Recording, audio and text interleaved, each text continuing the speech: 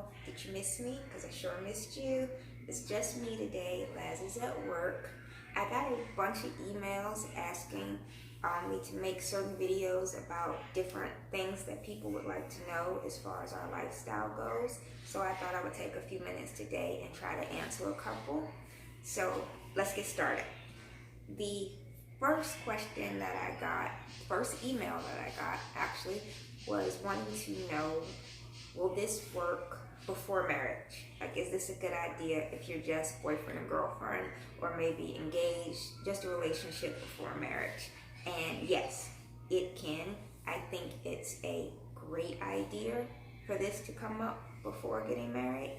A marriage is very, very hard to get out of once you are in it. So you need to know if you're compatible.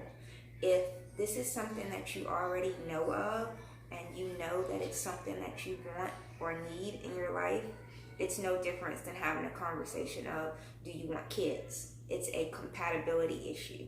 If you know you need this and the person that you're with has absolutely no desire to even think about it, that's going to be a problem, a big problem.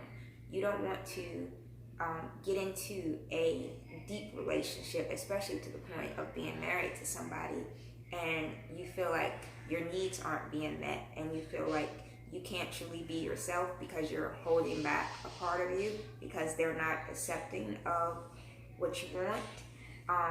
It's a conversation that I think should happen fairly early on.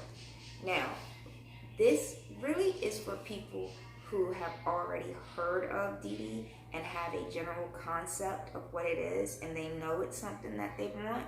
Now, if both the man and the woman going into a relationship starting out have no idea what this is, and it's something that one of them just happened to come across, that's a little bit of a different scenario, because it might intrigue you and you might think that it's something that you want to do, but I wouldn't, let go of a relationship based on something that just intrigues you. Like, it's something that y'all would have to talk about and see if it's something that you would want to try, because in all honesty, even though it might be intriguing to you, once you try it, it might not be for you.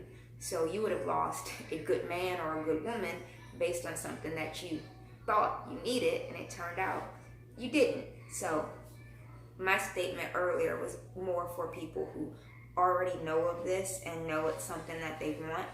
I have known couples who one person wants it and they knew they wanted it, and the other person was kind of iffy, and the other person thought they can change their mind, or over time they would just get on board with it, and usually that's not the case, and it just ended up not good.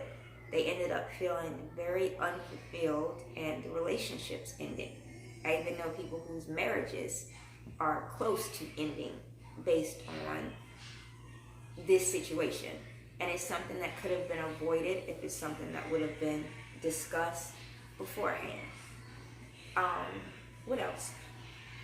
Okay, another question that we got is, could I explain the difference between what goes on in our relationship as opposed to a relationship where domestic violence is present? For starters, our relationship is consensual, 100%. It's something that we both want.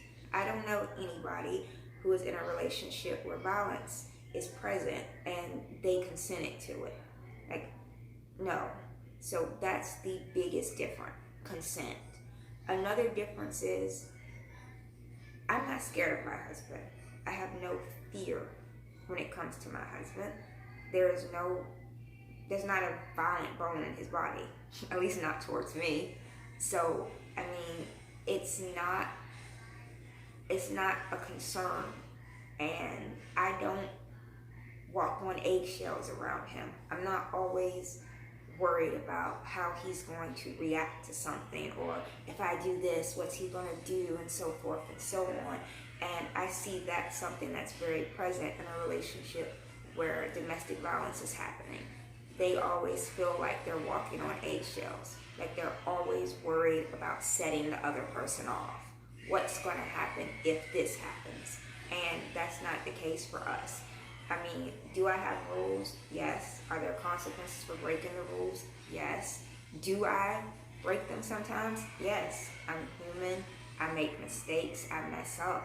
But that being said, I have never been in a position where I'm sitting back worried about, oh my God, what is he gonna do? I did this, oh my God.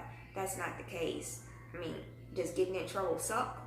Yes, it does. I mean, if it didn't, kind of wouldn't work. But it's very different than how someone would feel when they're in a relationship where violence is happening. There is nothing violent about our relationship. Nothing at all. People tend to focus on the one aspect that stands out about a domestic discipline relationship, and they ignore everything else about it. Like, discipline is something that happens so infrequently, like very, very rarely for us. And this is still a lifestyle that we live 24 hours a day, 7 days a week. But people ignore 99% of it. They're only focused on that one part. And it really bothers me when people compare what we do to people who are in a relationship where someone is being abused or taken advantage of, because that's just not the case with us, and it's not the case with anybody who I know in a healthy DD relationship. Now, also, let me say that I stated before in another video that I believe that DD could work for a lot of couples if you just gave it a chance, and I stick by that. I do believe that. That being said, I am talking about under the guidelines of a relationship that is already a healthy relationship. And when I say a healthy relationship, I don't mean that you don't have problems. That's not what I mean. I mean a healthy relationship whereas there are no underlying anger issues or controlling issues. That's a red flag. I wouldn't suggest this for anybody who already has those type of issues. So I just wanted to clear that up because I got asked that in an email saying, am I saying that this is for everybody and could fix everybody in all relationships? I don't believe I stated that anyway, but I wanted to clear it up for anybody who might have taken it that way. Let's see, what else did I get? Oh, I got an email on how is it that you can make yourself be submissive and submit all the time. Well, for starters, you have to want to. It's not easy, especially when it's something that you don't necessarily want to do, but it's required of you. It's something that gets easier over time. It is hard in the beginning, especially if you're new to this, or if you are in the situation where you are trying this. Maybe your boyfriend or husband wants this and you've agreed to try to do it. It can be difficult at first, but it does get easier with time. You will go from being able to just submit because you have to being able to willingly submit, to then being able to submit gracefully. Now, let me explain what the differences are. Submitting because you have to means when you're first starting out and rules are being set, you submit to the rules because it's part of what you agreed to do. Submitting willingly, when you get to a point that it's more of a natural thing, you're submitting because you have the desire to submit. It's coming from your heart. You want to be a good submissive wife, so you submit willingly. Now, when you get to a point where you're submitting gracefully, in my opinion, the difference is there are times, not so often now, but beforehand, that I got to a point where I was very much so submitting willingly. I wanted to, but that didn't mean that I didn't moan and groan and complain about it.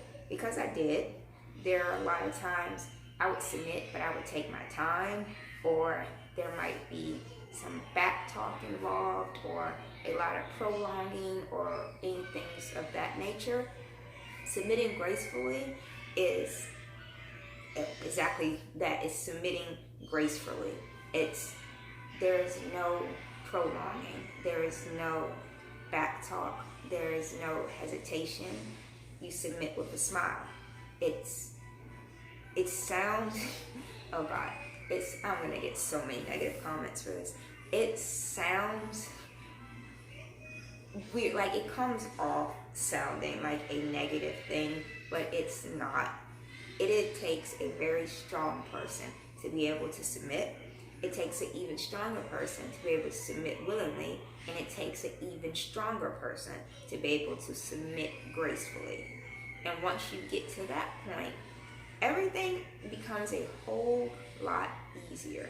It is a very harder to stick to rules that are set by somebody else when you're in the stages of still submitting just because you're supposed to.